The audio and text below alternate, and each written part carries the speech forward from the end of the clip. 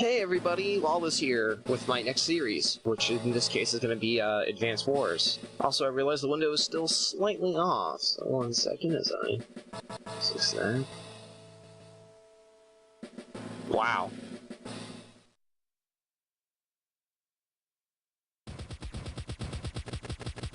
Immediate tech issues.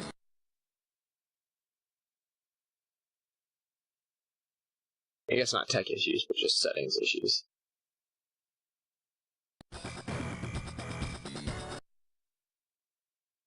Oh my god.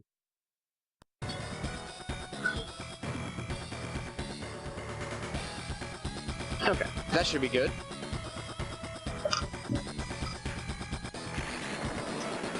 Is my controller not hooked up to this properly? Hey everybody, Lawless here, about to mess with a bunch of settings. How entertaining. Okay. Up, down, left, right. A... whoops. B... L, R, select, start, speed, which I'm not planning on using, and then doesn't matter.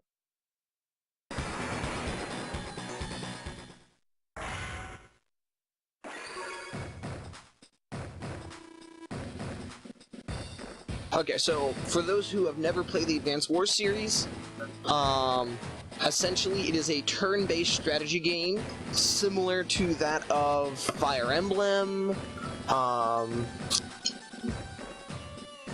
and what's the other one that I like to say? I mean Battle for Westnoth, but I doubt many people in here know that game. This is what I'm building up to. This month I'm going to be playing Advance Wars for like the whole month, and then well, on the every other week schedule.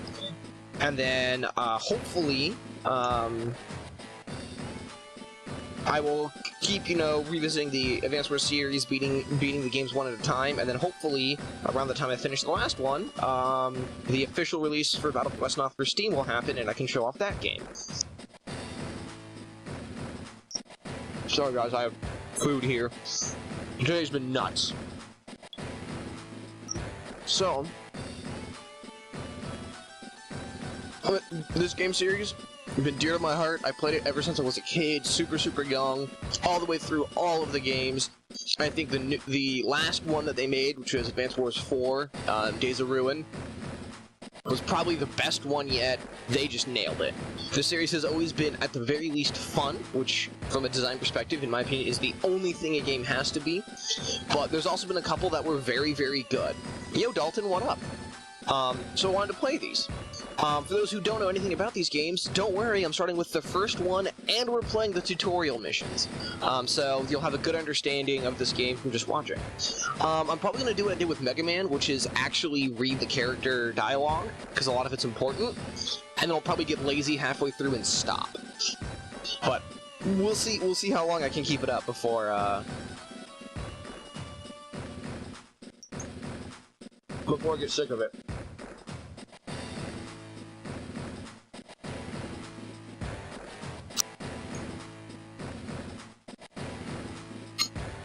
Alright.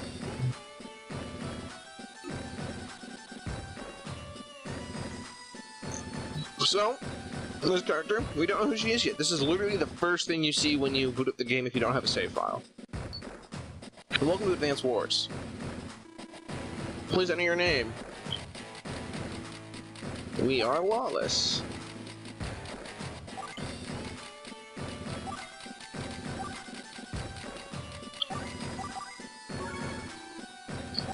Yep, this is correct. Nice to meet you, Lawless. I'm Nell. So we now know who she is. I'm a CO in the Orange Star Army. Is this your first time playing? I'm gonna say yes. Very well, then first let me explain a few things briefly. There are several different modes of gameplay. The Versus mode is for multiplayer battling on one Game Boy Advance. To play Advance Wars on multiple systems, link up with friends. This is a Game Boy Advance game. And try the Link mode. Then there's Field Training. If you're playing for the first time, you should start in Field Training. Would you choose a Field Training on the mode select, please?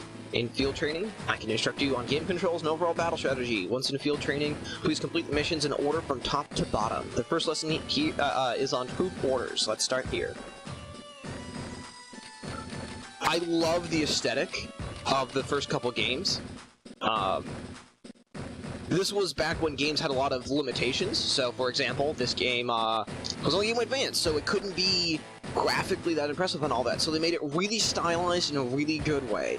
The music, simple, I believe it's 16-bit music, but it just works, right? It doesn't need to be more than what it is. God, there's so much nostalgia like coming from me right now. I'm so pumped. All right, so field training. The reason why I want to do the tutorials here is twofold. One, to introduce players who haven't seen the series before, and two, because there's story in these, actually. It sort of starts to lay down the foundation of the world, and what we're doing. Okay, first let me brief you on the situation. We're in this large nation here, Orange Star. The country to the east is Blue Moon. The two countries have been bitter rivals for years. Border skirmishes had died down recently until that madman Olaf, the Blue Moon CEO Olaf, suddenly ordered an invasion of Orange Star. So the Alara region is now held by Blue Moon forces. Candidate Lawless, you've been given a mission. You're to drive Olaf from Alara and secure it for Orange Star. I will be your support. Let's move out.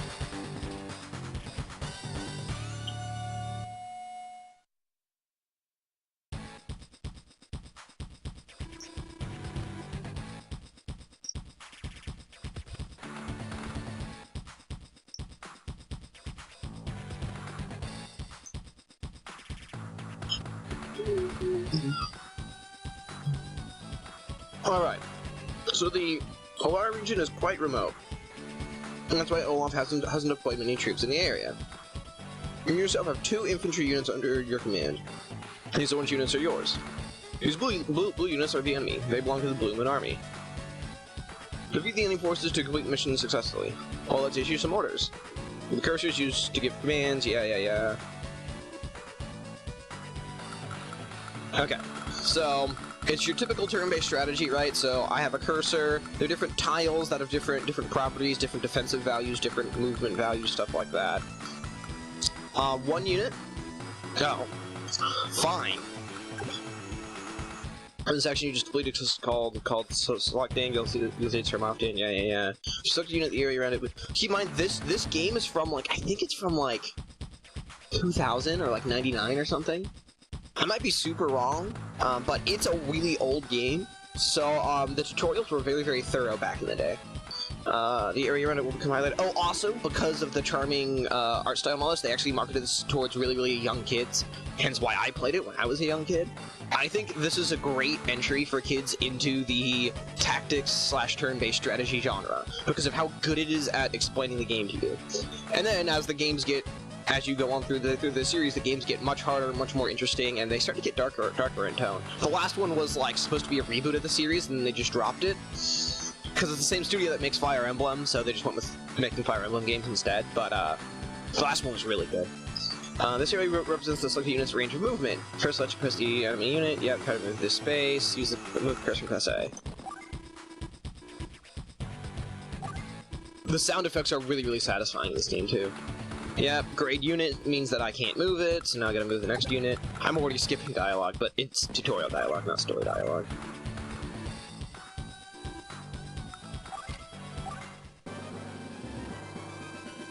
One straight units that move into the Alara region, they won't last long. My troops there will make short work of them.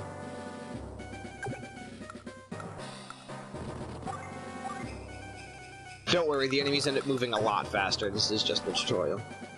So as you can see, if they're in the mountain, they have far less movement. It makes sense. Okay, now this time order it to fire. So you're gonna see the unit mechanic here. This is not just one unit. This is actually a group of units. Okay. So the damage there is it has a lot of damage calculation. As I recall, there's a little bit of luck, but basically what it says is usually accurate. So we're gonna do about 49% damage to the infantry unit. Keep in mind that the unit's HP is 0 to 10, so by 49% it means 5 damage. Now this is where the randomness comes in. It's possible that it could only deal 4, but highly unlikely.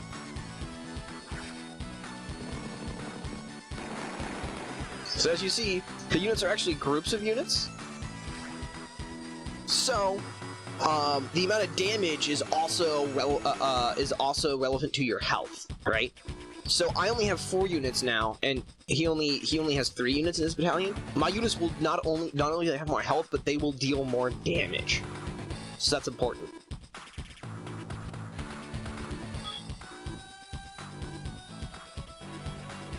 Yeah, basically, with this system, firing first is pretty much always advantageous, so this game rewards being aggressive with your tactics, which is great. The later games do a better job of rewarding you for also being defensive. There's only one enemy left to deal with. Yep.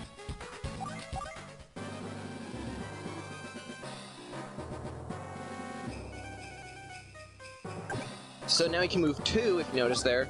Basically, you have 3 movement, and mountains take 2 movement to move on or through. So when you're trying to move through 2 mountains, you can only do 1. But if you're moving from a mountain to a plains, you can move 2 styles. Some of its firepower is damaged, so you want to do it with the stronger one first. Checks out. Later on, I may disable the cutscenes. We'll see. For some of the longer levels, it might be worth it.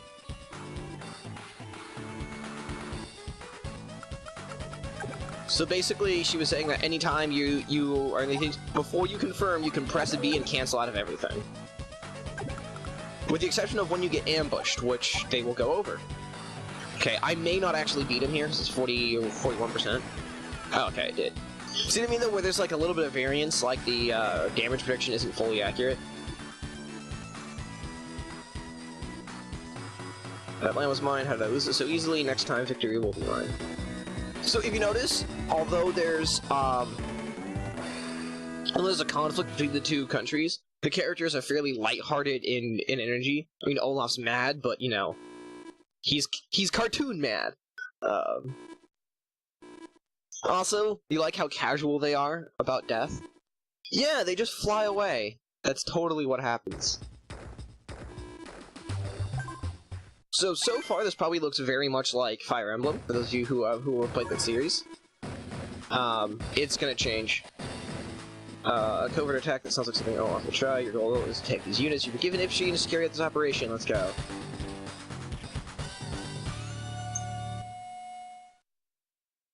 The balance of the infantry units throughout the games is actually fascinating, because in every game, infantry units have different power levels, and it very much changes the strategy of the games.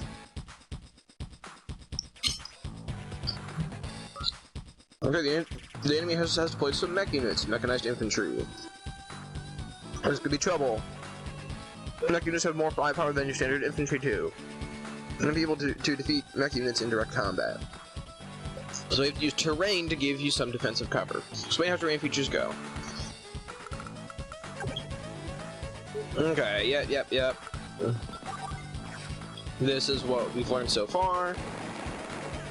Notice too how the different countries have slightly different sprites for their units. Select this infantry unit next. Notice anything different? Yep. Mountains have double movement costs, so we can't really do yeah. So if we move on to here, we have less movement, but we have better defenses. It's reflected by the terrain cover there. So if you notice, we ended up with we came out of that really far ahead. Okay, so that's where the defense value is in the little pop out thing. Defense cover and blades are 1. The higher defense, the less damage you'll take. Is that clear? Good. Okay. Yep.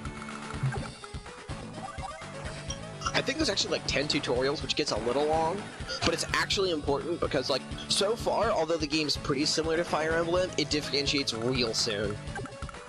I believe, too, there were only like 2 or 3 Fire Emblem games out by now anyways. Like, there was a huge, this was very, very early in gaming history.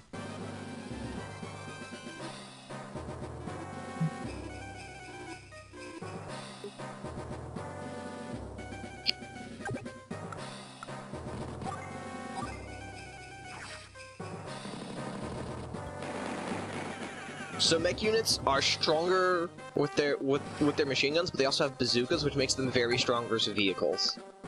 Mechs do not have movement penalty on mountains. I believe this is entirely for balance reasons, because mechs normally just have two movement. They're either the same price or a little more expensive than infantry, but they don't move around the map as much.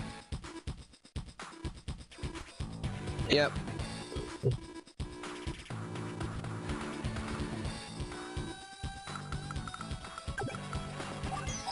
You always want to start with your highest health guy. Well, not always. There are rare times when you don't, but in this scenario, because I want to try to finish it off this turn, I want to do as much damage as possible to hopefully be able to beat it. This won't kill it, but it'll probably bring it down to 1 HP. Yeah.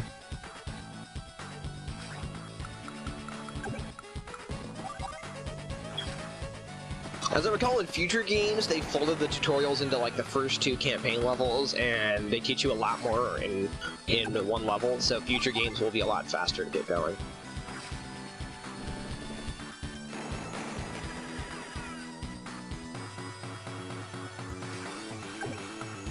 Whoops.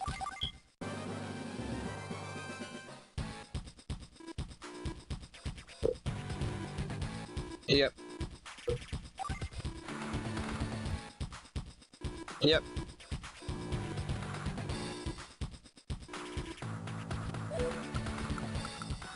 The save works just like the Fire Emblem save series.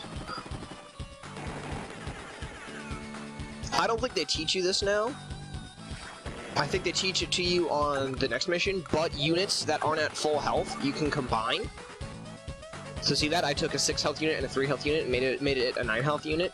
Super advantageous to do that. That's one of the differences between this game and Fire Emblem. As I recall, in this game, in the campaign, I don't think the enemy AI ever actually does that, so it's one of the ways that you can have a huge edge.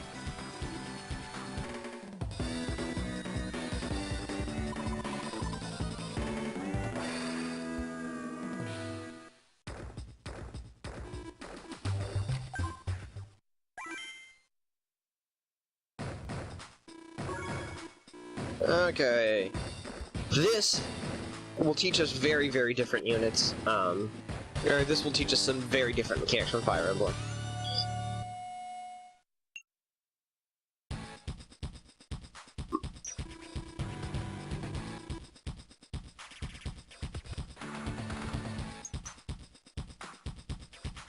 Sorry about calories.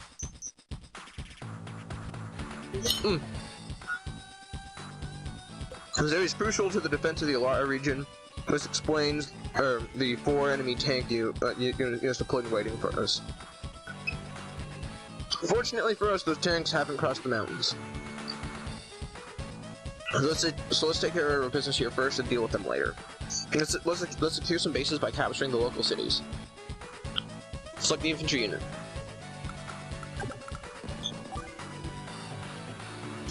So again, casual take on war mechanics. We're capturing the city. It's now half captured. It takes at least 2 days to capture a city. Don't move a unit into the city that's being processed. If you do, you have to begin capturing all over again. Yeah. Okay, so basically,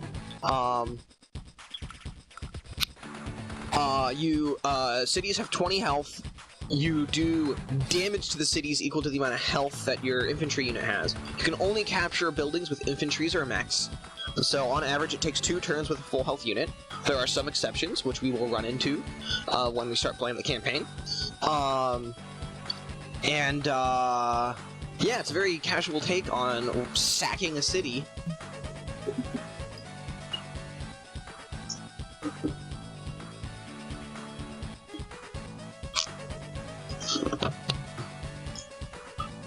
I mean, this game's super fascinating, where all they had to do to make it less of, like, as an older person playing this game, I'm like, this is like real wartime stuff. They didn't have to put a war theme on this game. The mechanics work in many settings, but they chose to go with war, which is interesting.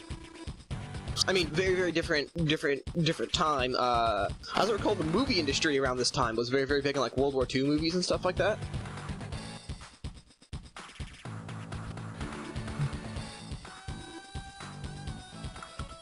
So yeah, mechs have less movement, but have no penalty moving over mountains or woods.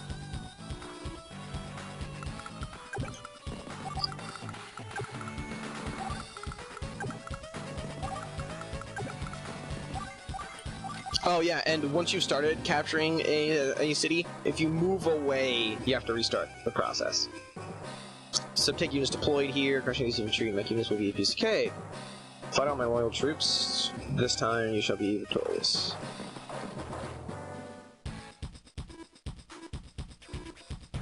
Yeah.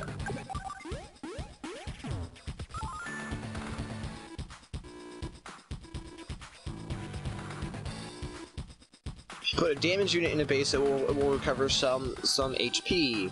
You also receive 1,000 G per day from each city that you capture. These funds are crucial for restoring HP to your units. Okay, so essentially there's like, they imply drafting, and they imply wartime taxes. It's like, okay, sure. Funds are also used for other purposes, but I'll explain this later.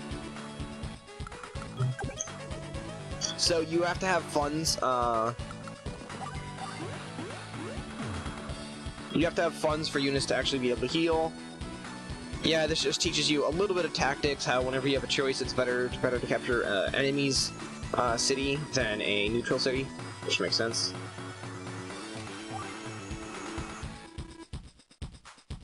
Don't let the enemy capture your HQ. Yeah, so she had a bit more tutorial she would go over. I know how to close this out from here, and I don't think any of it is crucially important. But yeah, essentially, if you capture somebody's HP or HQ, you win the game.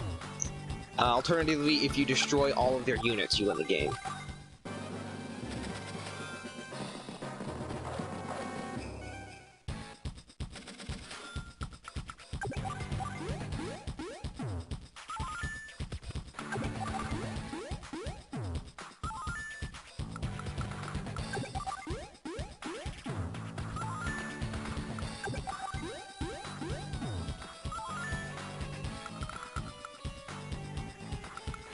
Okay, so I'm actually going to stay off of the mountains. The reason for this is, if I get next to the mountains, they will have the defensive bonus while on the mountain.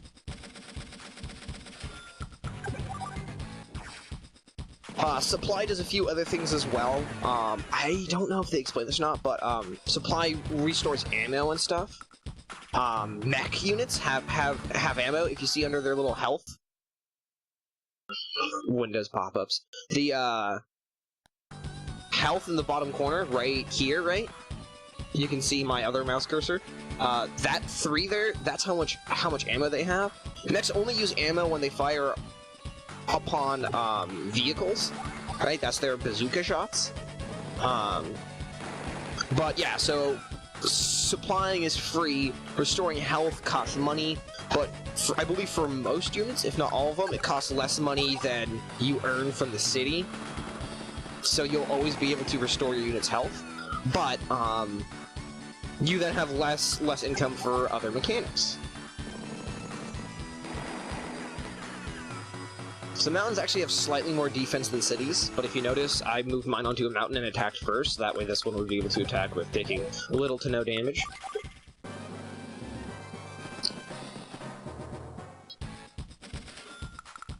See, so he healed.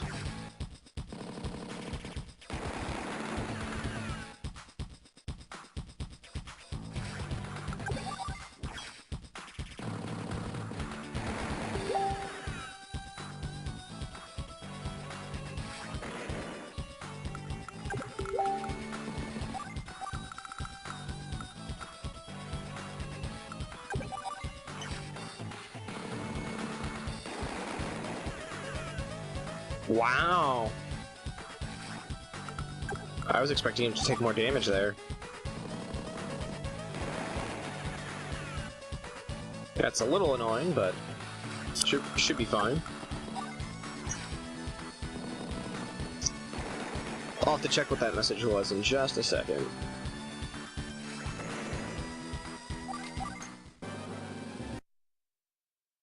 Not at the moment.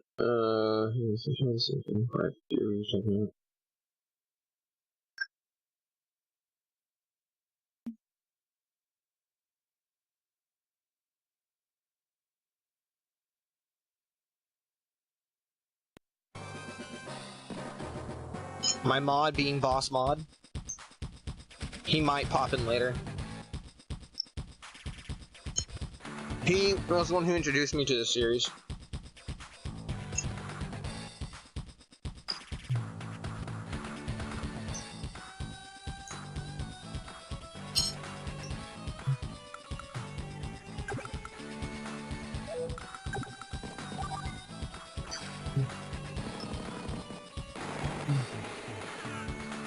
Well, I intentionally chose a engagement where I didn't have the terrain advantage, because if I moved to here, the tank would be able to get to me.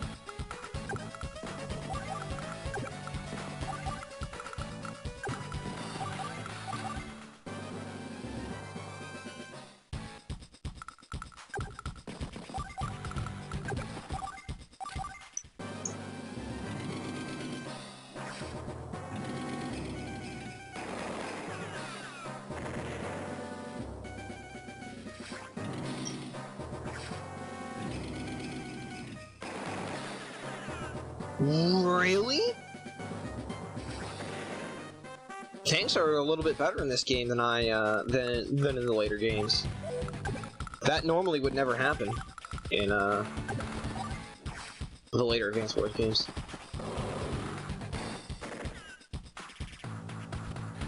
Almost like in the later Advance Wars games, engaging mech units with a tank is like really bad. Wow. Mechs are way, way, way weaker in this game.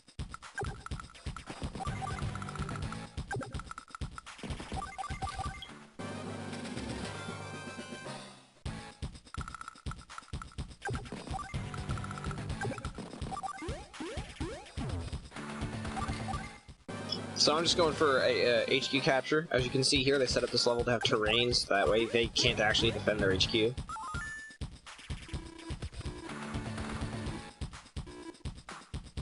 We received funds. Yeah, what's going on? What were those tanks doing? I'll take direct command next time. So I believe this next tutorial level is like actually a level.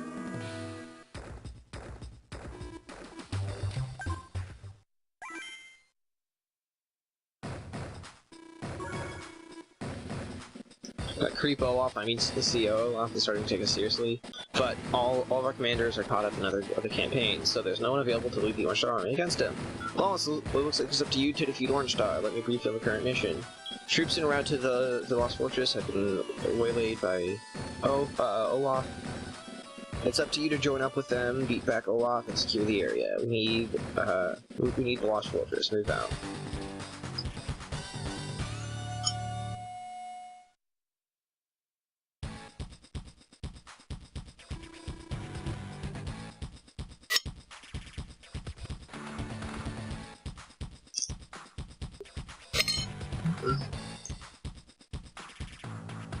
Olaf has his bases covered.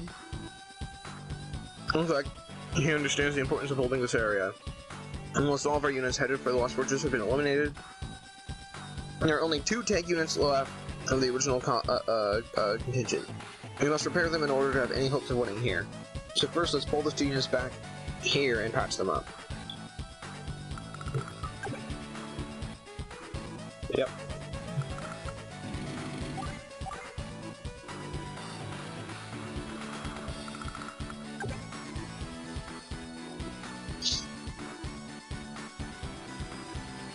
Yep.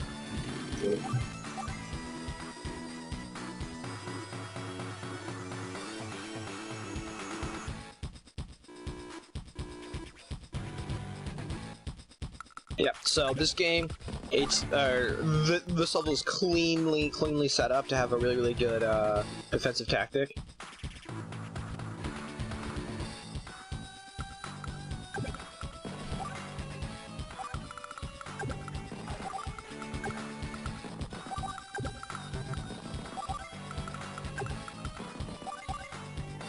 I believe even mechs have a really hard time moving through rivers.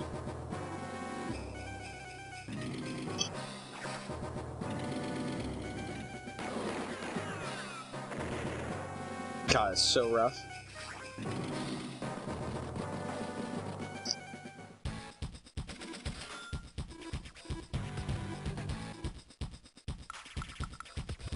you want me to join them? Okay.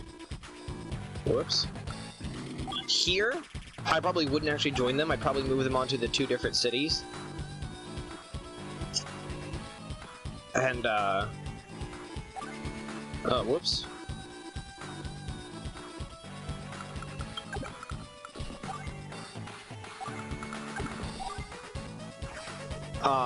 I probably would have left them separate, used my mechs to weaken these tanks down this far, and then used my 2 6 health tanks, because next turn they would have both been 6 health to finish off the weak tank and get a mech into position to deal with the second tank.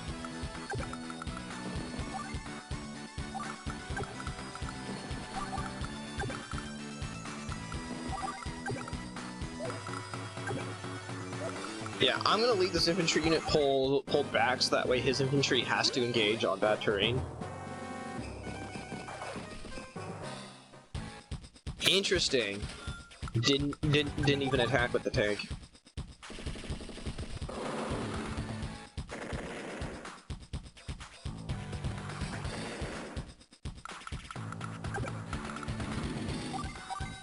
Okay, I'm probably gonna lose the tank here by doing this. Because he has 2 mech units that could both be able to attack it. But I think I'm gonna make it 1, and then I'll be fine, relatively speaking.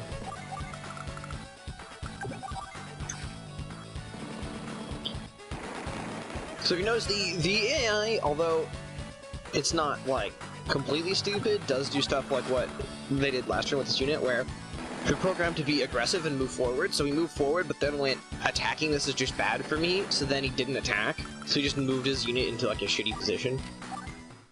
In the later games, the AI gets, like, a lot better. Also, I think just in this game, in the campaign, the AI gets a lot better, too. It's just in these early levels.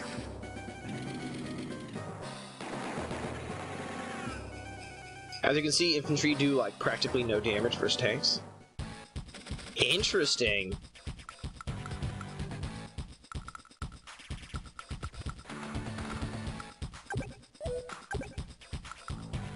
Yeah, he's out of ammo, so I have to retreat him back. That's the other thing that combining does as well, is it restores ammo.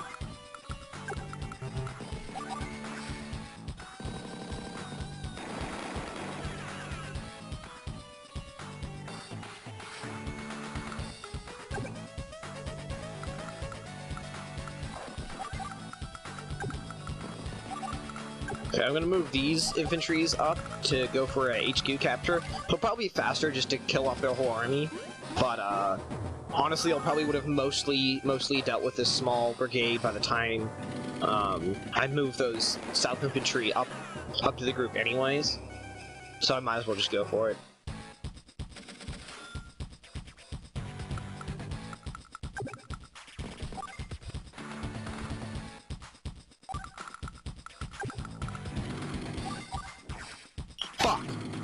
I meant to attack the tank. I mean, this is actually arguably better, because tanks can't cross rivers.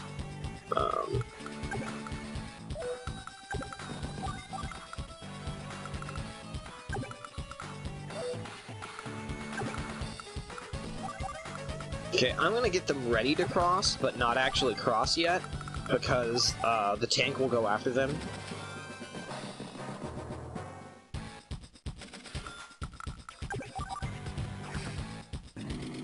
Which is just kind of a pain in the butt.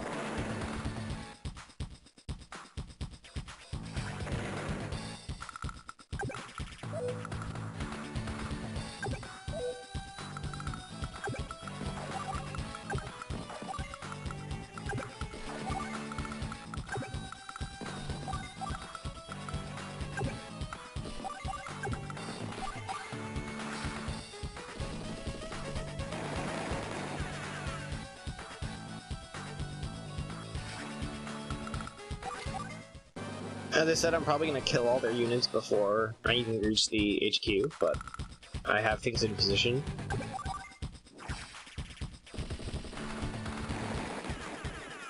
Wow. That was more effective than I was expecting.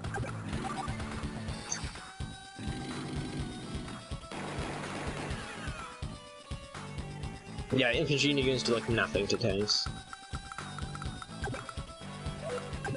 Feels bad, man. Well, I guess I might as well just go for it.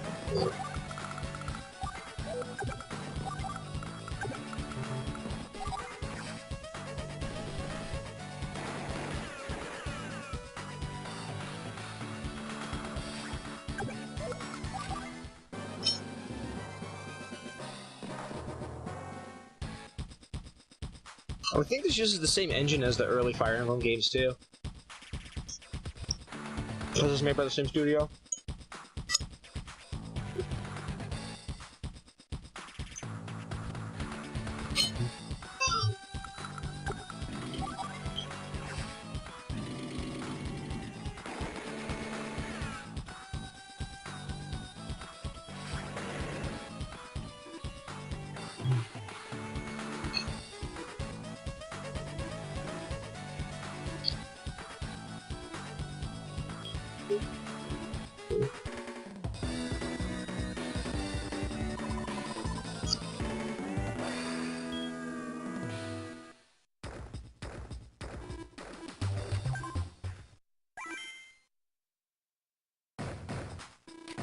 Okay, holy fuck, there's so many tutorial levels. I'm just gonna try to finish them up, and this will all be one section, and this will all be one video on YouTube.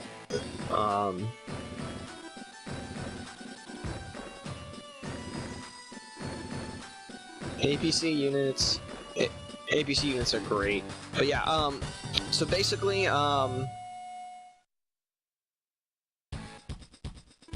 I'll make this whole thing one big video, all of the tutorial levels, just to get through and done with it, and then I'll start playing the campaign. I recall this game's campaign being a little on the shorter side. They actually really want you to play multiplayer with these games. Since they're turn-based, this is one of the few Game Boy Advance games you only needed one cartridge to play multiplayer on. So my friends and I used to play the shit out of this game, and the sequels. Because you could do it with one Game Boy. You could take your turn, hit pass, and then pass it around the room. So we'd all be chatting and hanging out and playing this turn-based game. Super great. Sometimes too, like we do like multiple games at once. Like if two of us had it and there were four of us, we would have two 4-player games going on at the same time. Just cool stuff like that.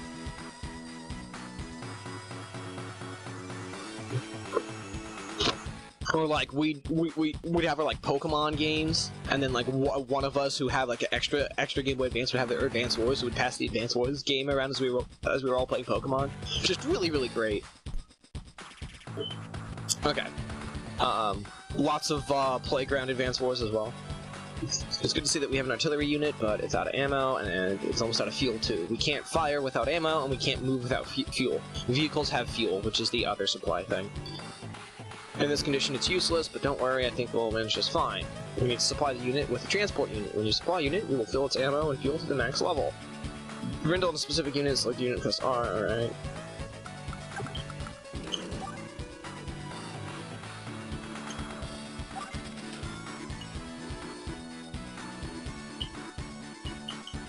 Yep. So basically, APCs have been broken in every game ever. Every turn, they give supplies to everything near it. They don't have a supply amount, right? It just works.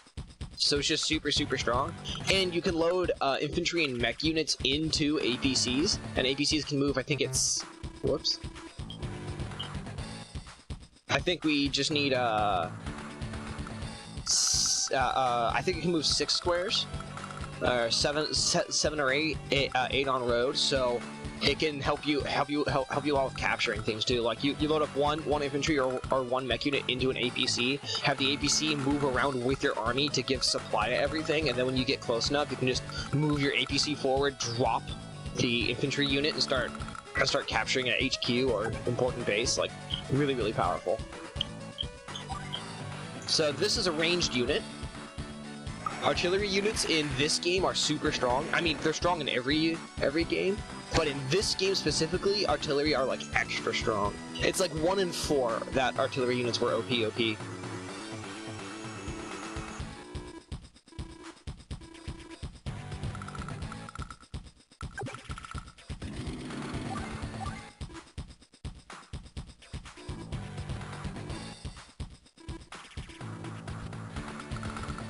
Yeah, we're gonna use the APC as the transport.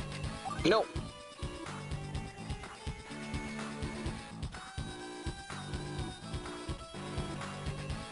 Oh yeah. So, you know, if you go to unit and press A, it shows you their movement, but if you hold down B, it shows all of the squares that they could attack currently, right? So, this would be for the next turn, because they've already used the artillery, but that's the range in the artillery unit. So artilleries are really strong.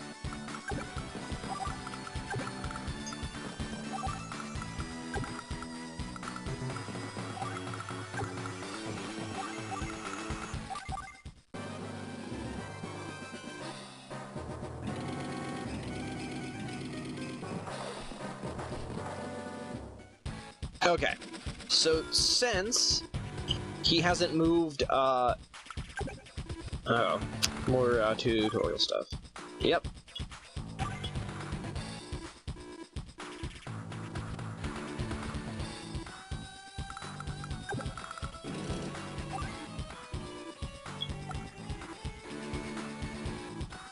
Good. It tells you to make the smarter choice.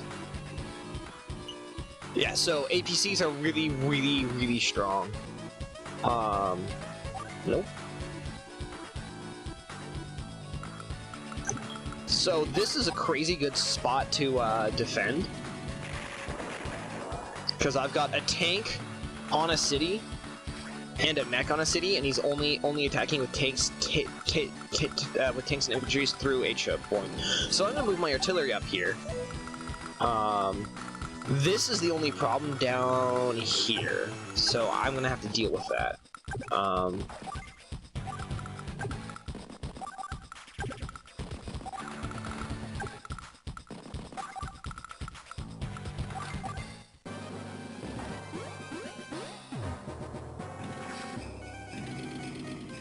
Really? That seems like a really greedy move. Okay, so if he were smart, he'd be rotating his tanks back to these cities so they could repair. But the problem is that because I have artillery, it's pretty easy for me to do a shit ton of damage. As you can see, artillery are really strong in this game. 7 damage right there.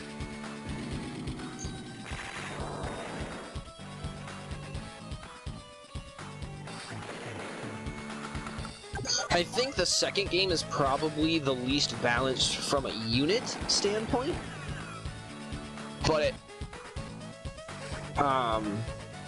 the third game is least balanced from a mechanic standpoint. They made some bad decisions on that game, and 4 fixed a lot of those bad decisions. I think it's why I like 4 so much.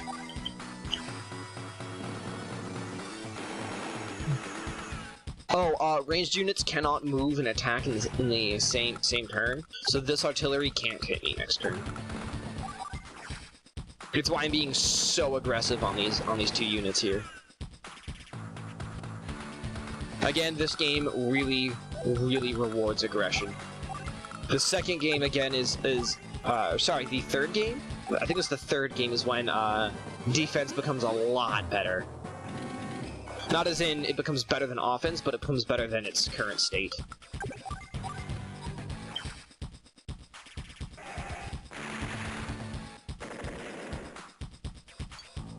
The animations and sound effects of this game are just so satisfying. There's something just like inherently charming and like cool about them.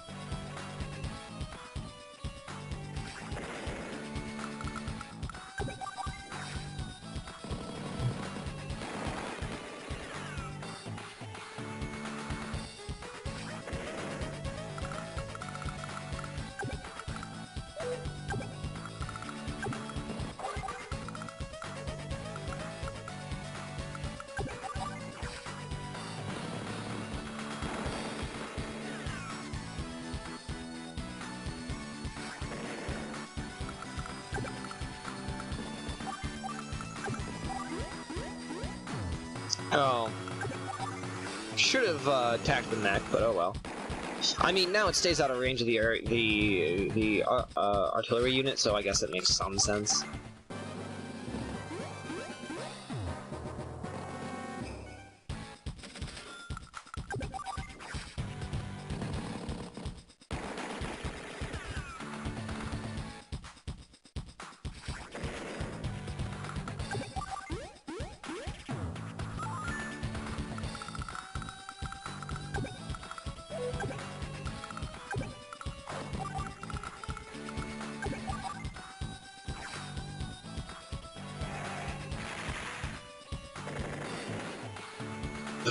Artillery units are just so strong. Yeah, engaging from really shitty terrain.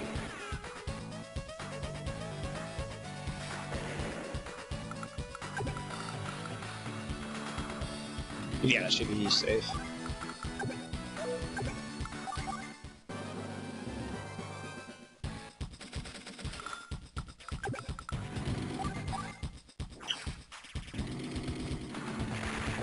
Like, even head-on like this, tanks still aren't that effective. It still takes 2 tanks to kill it. There's no real reason for me to take unnecessary damage. As I recall, joining actually improves your technique grade for a level. I recall that in the later games, that's what I did to try to get S ranks. As on the turn I was gonna win, I just joined as many units as possible, which earns you like a bunch more technique points.